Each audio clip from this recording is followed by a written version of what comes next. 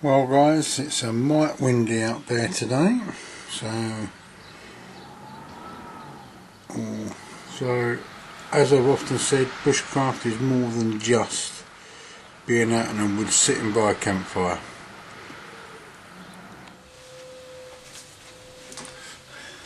Well, as you saw in the previous scene, bit windy out there today, so as I've often said, bushcraft is more than going out to light a fire and to live under a tarp. It's crafting things as well, you know, it's making cordage out of what's around you, know, whether it's grass, nettles, bark, cattail even. I intend to harvest some cattail later in the year to make some baskets. But also you can transfer some of these skills onto other bits. Here I have two lanyards basically. It's one I was experimenting with some string. It's known as a square sinnet or square knot sinnet, and there's one made out of some paracord. This is about 10 metres of paracord. Makes a very nice neck lanyard. You don't have to take the kerf out of it or the kern out of it, so it's great. And I use it as that. For this one I used one of these which I bought and took most of the pins out, so I've just got the 2 pins in. As you can see, it's a French knitting dolly, and for this short one I experimented on and I made that.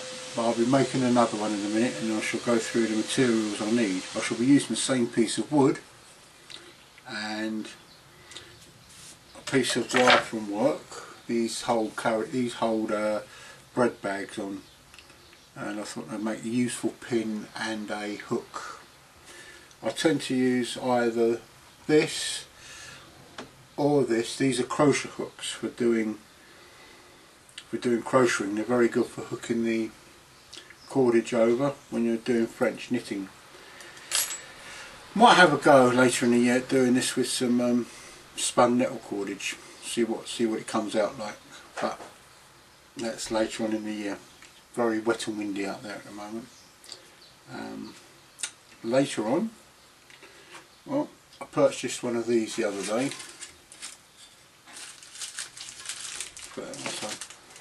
It's a small solid fuel burner, more out of nostalgia than necessity, because I used to use these when I was in the army many years ago, and they're still issued now. They're useful for a quick brew, not particularly brilliant, very simple design, only a fibre. But I've got 2 of these here, so I'm going to make something similar to this, but smaller, a smaller version of the Trangia burner. I love these, they're great. You can load them up with fuel and take them out with you. Sadly you can't with these, but I'll be going through that when I make one of these in a minute. So, here we go.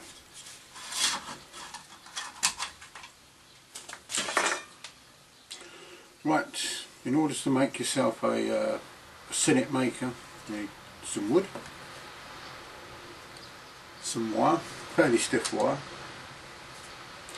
Now there's enough to make 2 lots, a triple wire one and a 2 wire one, and also a hook to go with it. So I'll be back in a minute and I'll show you how it's done.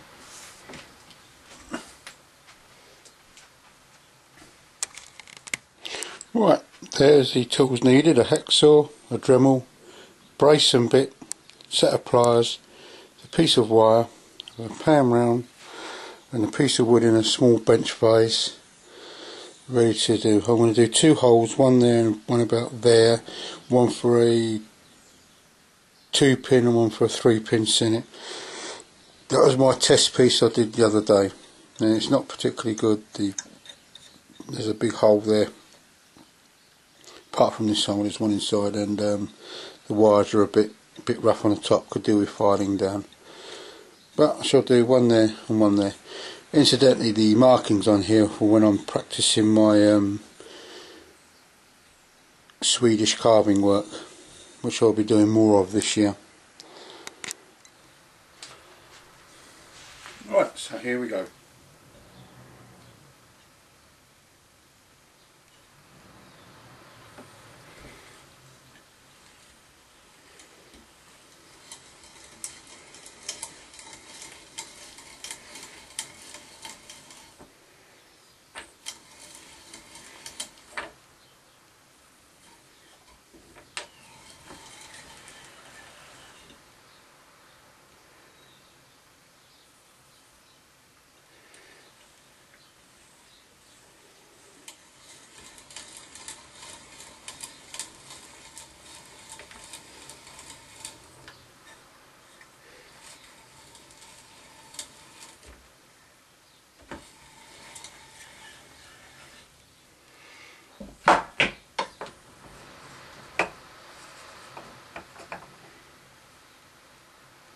I'm going until the point of the brace is just poking through.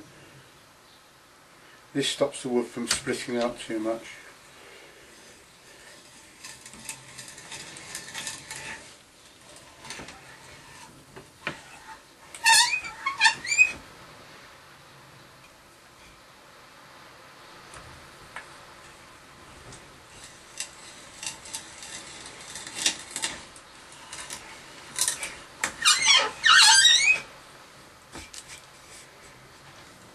There we go, put this to one side.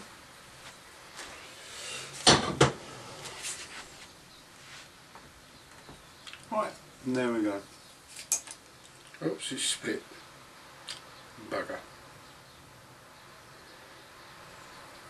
No matter, this can be for a 2-pin one, so I can put a pin either side of that split. It's no matter.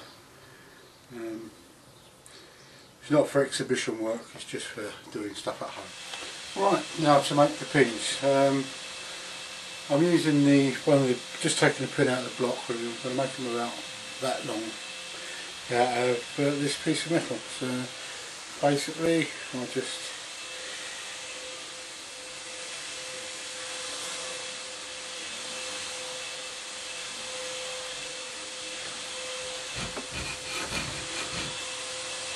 and I want 5 pins altogether basically.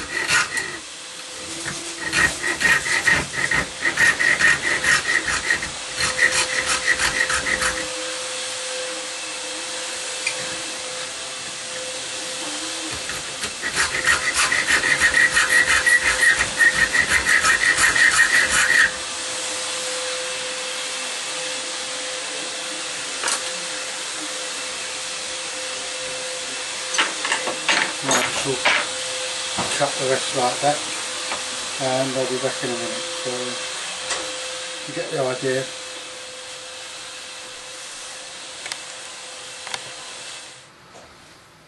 Right, just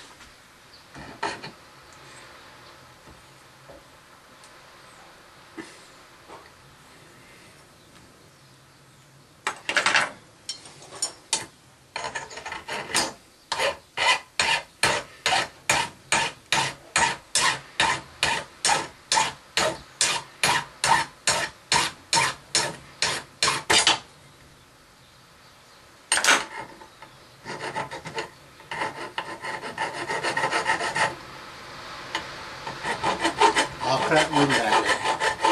Right, there you go, just file the top smooth because it stops the cotton string or whatever from snagging. Right, shall swing this around.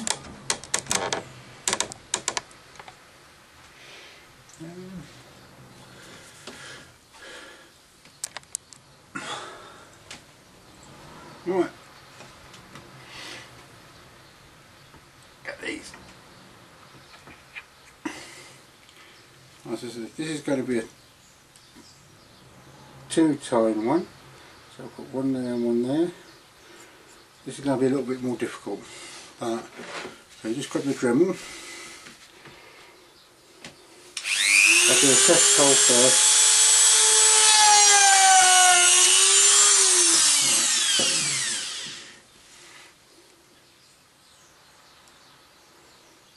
should present no problem.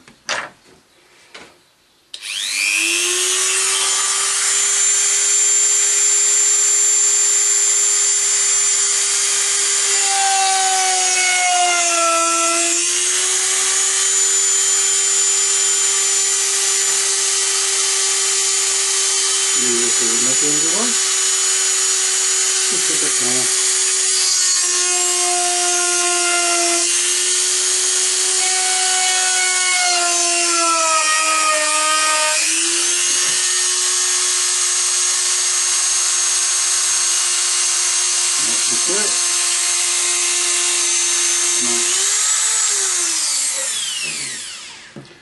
This one I will need to use some dividers to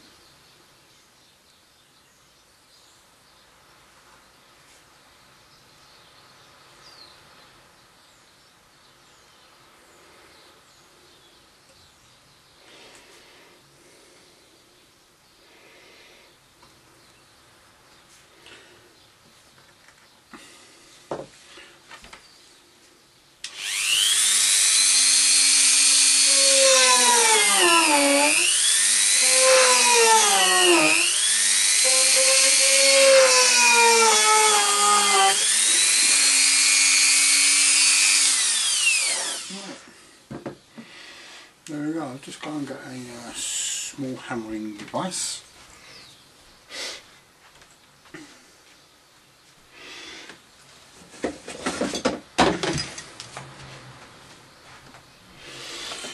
Right, now to embed the pins. Look for the smooth end.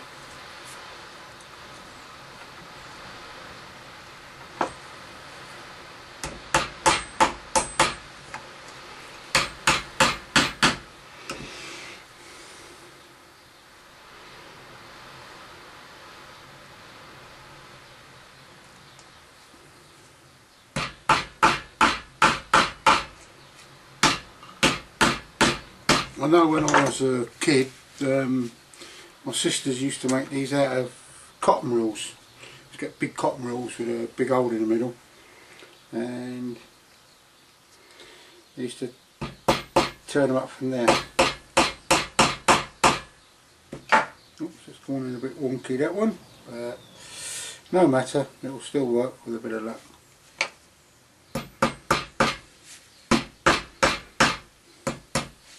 I did try using this large one here, wherever I put it, the one I use for the paracord, to use on the string one, but I discovered it was far too large.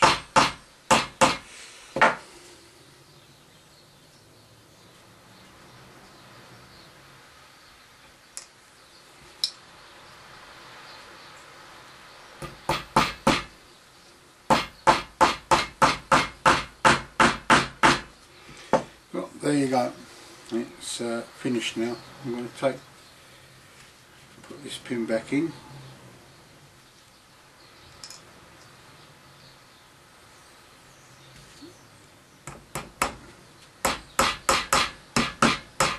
I might make that a 4-knot one, I don't know yet. But there you go. Right, now we need to make the hook. It's quite simple. You just grab any spare wire you've got. It's got to be quite stiff wire, or raid the wife's knitting box, see if you've got one of these, a fine crochet hook. But basically all you have to do is well, just give the end. Oh, I need a better set of pliers.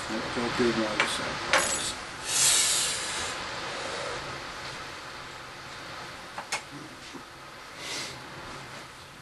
And basically what you do is just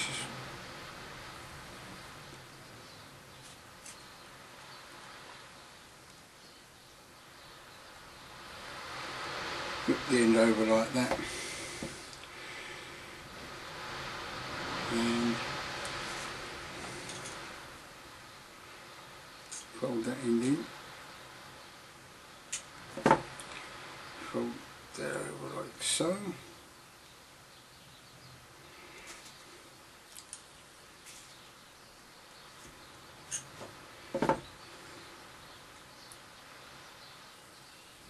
And now I shall tidy up a bit and then we'll do a quick demo.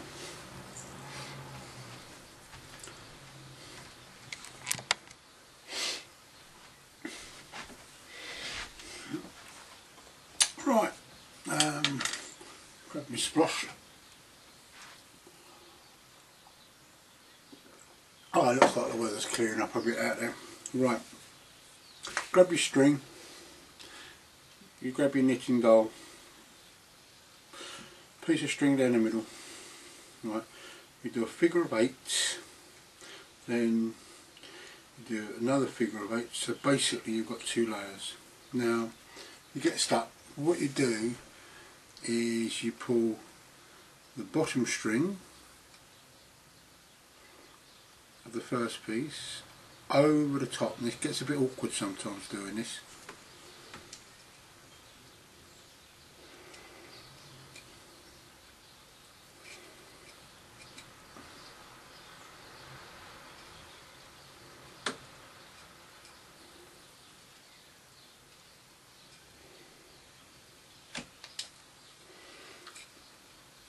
Oops. Then you pull your string down, bring that one around,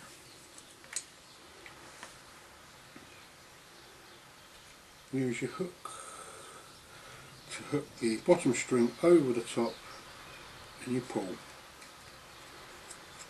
and you go across to that way, hook it around, always doing a figure of 8 type movement. And you don't have to loop both at the same time, you just bring it up and put it over, put it down, you come round like so. Trying to maintain a little bit of tension on there, you can wrap it around your finger.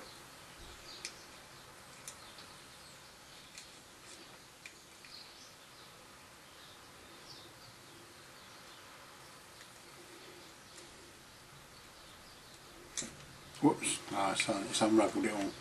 But you got the idea. You hook it round, I'll show you again.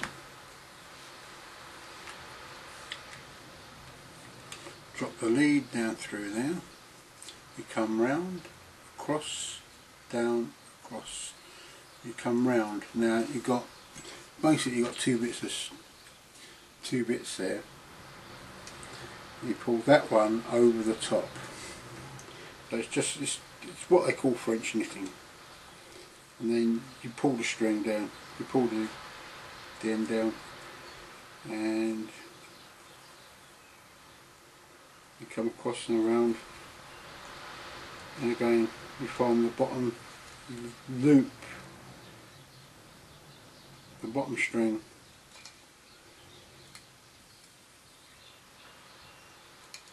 over the top. It can be a bit fiddly, that's why I tend to use a crochet hook. So grab, find it, yeah, there it is. Crochet hook's better because it's got that built-in little hook, and hold the top string down. It's a good test of patience when you first start doing this. And you just put it over, pull that string down, and then you go around. Right, and eventually what will happen is you'll get something like that. And it's quite, to de-thread, to finish it off, it's quite easy. Just hook it through the loops and it'll tie on itself. Whoops.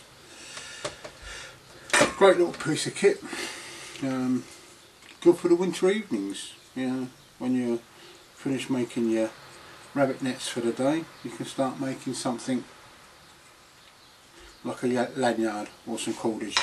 Great for putting on your binoculars. Doesn't roll.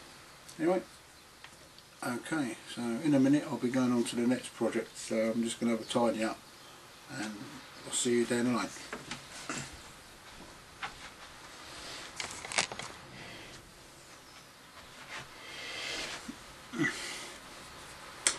So for the next project, I'll build a burner for this. This does actually take hexamine blocks, but you know, I can't see the point. You know, they don't burn long enough. I mean, one tablet barely makes the water hot. So I experimented during the summer making a micro meths burner, and I popped it in there, and it's just about the right height, but it doesn't burn long enough. I want something I can brew up a cup of tea in, but it does fit in. So, being as it's New Year, and lots of people have been partying, free Coke cans. I hate this stuff. It's nature's poison as far as I'm concerned. I used to drink it many years ago, and that and having a really bad dentist, well, knock at my teeth. So basically I've got my dividers.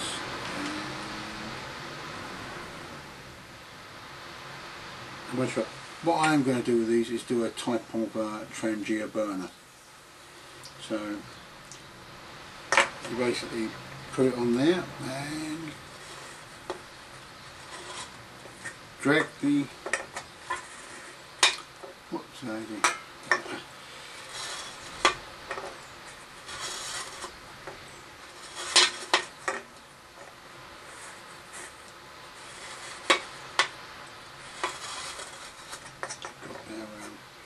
And what I will do is take this down a little bit, so I've got a really snug fit when I do it.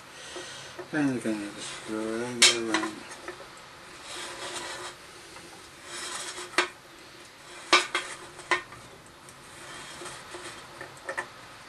A lot of people don't care for these burners because they're too fragile, but because they're so cheap and easy to make, you know, it's okay. So first of all, I'm going to determine which I'm going to use as the top. Use that as the top. So what I'll do first, because it's got body to it, I'll make the air holes, and I'll use a method of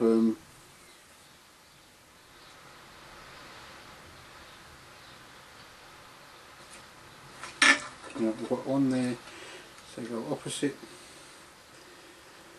I do it by quartering all the time, I suppose you could say. And we'll go one there, and go about halfway. I'll put one in there.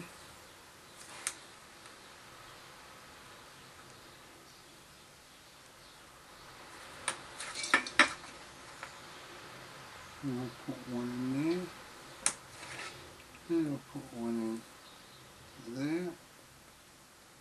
Once you've got the quarters done, it's quite easy just to go halfway between the holes all the time. I'm using a carpenter's scratch, basically, nice and pointy.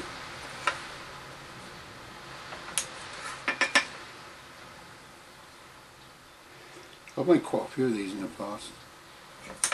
In fact, my nephew would only ever use these when out camping. I prefer the Trangia because I can actually use a measured amount of fuel, and once I've brewed my tea up, if there's fuel left in the burner, I just screw the lid back on. These, you've got to basically use up all your fuel.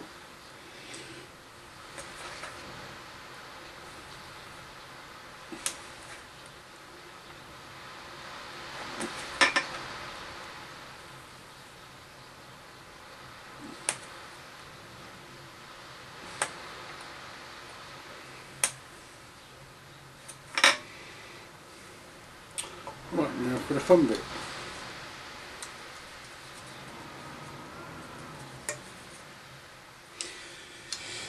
This is going to be a Trangia type burner. I try and take the inner part just on that lip there, just below the lip, and basically I just keep scoring around and around until it comes out.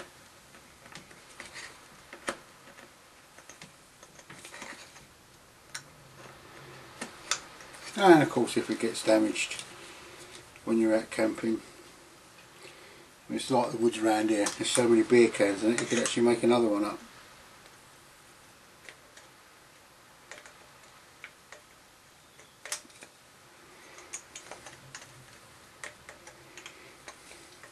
I'm going to trust we all take sewing kits with us, so you've got a needle to make the holes. And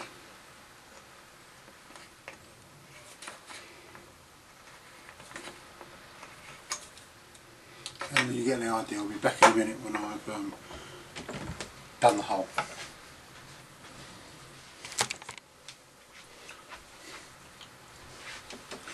Right, there we go. We've got the top and we've got the bottom. I'm going to thumb button in a minute, it's just fitting these all together. The top bit goes on the outside. Right, now moving dividers again, because what I want to do now is bring these up to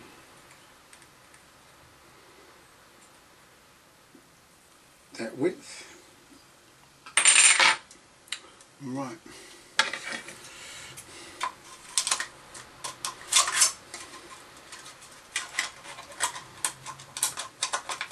Don't use your bush knife for this and really screw the blade up. I'll just use a standing knife. Right.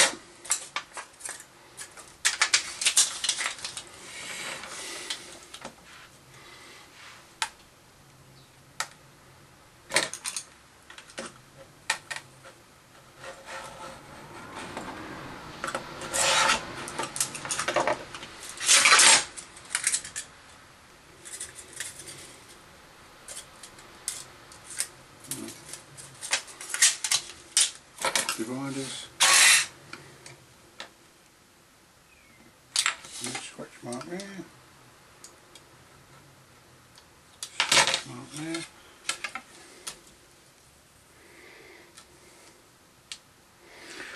line up the two marks. You really need to press down quite hard on this, it's a bit slippy. Right.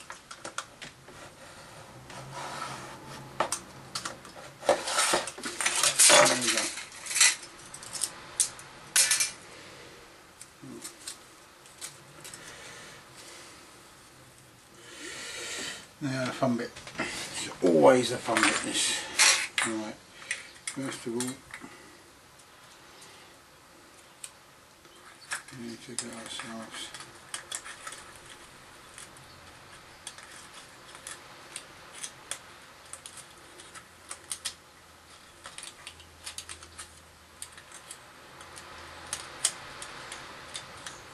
in the sizing department.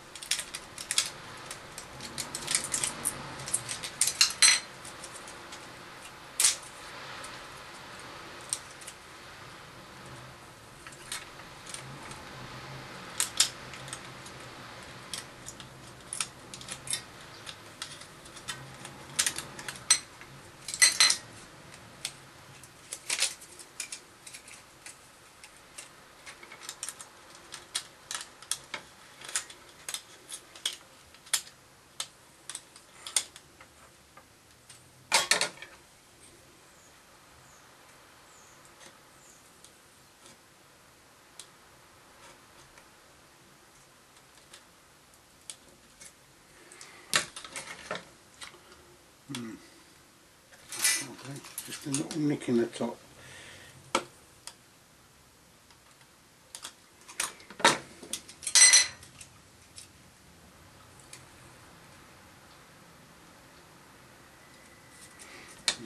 down to about halfway.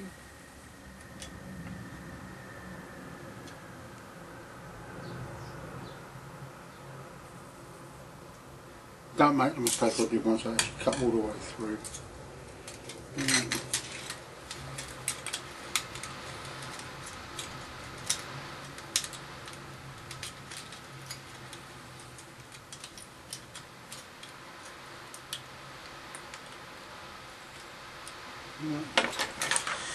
A little nick in there, a little bit of that. Yep. Right, go to the other side and about halfway.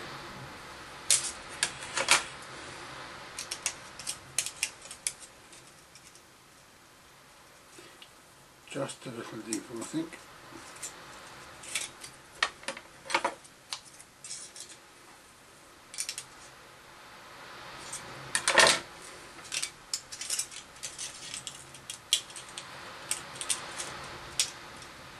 There we go.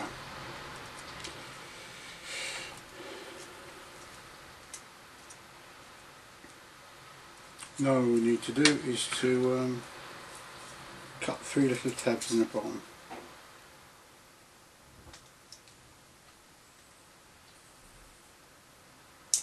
On there.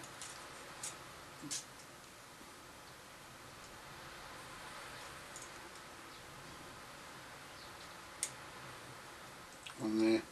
And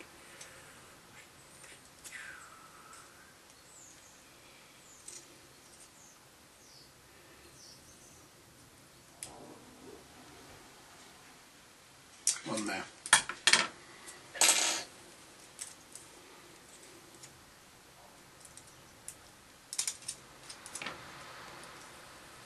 Probably could go in just a little bit deeper.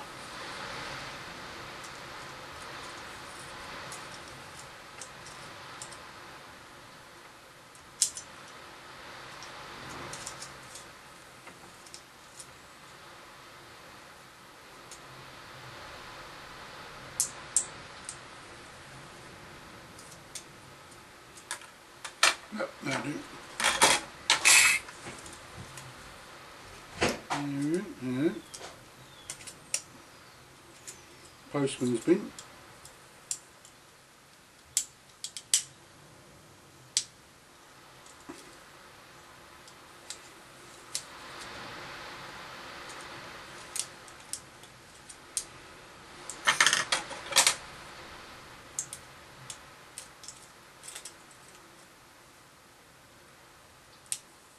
I also say make sure you get the tabby bits, the holes, the right way up. Again, I've done this before in the past when experimenting, and I've ended up assembling the whole thing only to realise that I put the tab that way up instead of that way up. So you put that in there, and now the fun bit. Always find this is the fun bit. So when I've done this, I'll be back.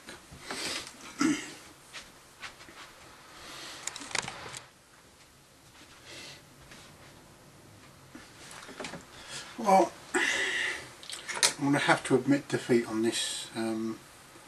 Completely wrecked it. It doesn't always work first time, but there's plenty more Coke cans out there. I shall persevere in getting it done. And when I do, it will fit into there. Yeah, so it'll be about that high. And I shall do a test on it. Oh well folks, we can't always be successful, and I shall see you soon. Bye.